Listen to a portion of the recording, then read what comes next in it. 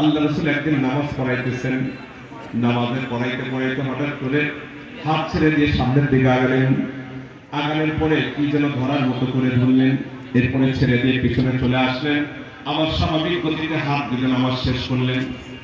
সাহাবায়ে কেরামরা কৌতূহলী হয়ে জিজ্ঞাসা করলেন, ইয়া রাসূলুল্লাহ, বুঝতে পারলাম না ব্যাপারটা কি সমস্যা হয়েছিল। ইতিপূর্বে কখনো এমনটা করতে দেখি নাই। নামাজে মুসাল্লা থেকে সামনে আগায় গেলেন, কি যেন বললেন, ছেড়ে দিলেন, আবার পেছনে চলে আসলেন, স্বাভাবিক গতিতে নামাজ শেষ করলেন। আল্লাহ রাসূল বললেন, শোনো, কদ জাআ ইফরিতুম মিনাল জিন্নি, জিন জাতিদের মধ্যে হতে এক ডেঞ্জারাস প্রকৃতির জিন হলো ইফরিত জিন।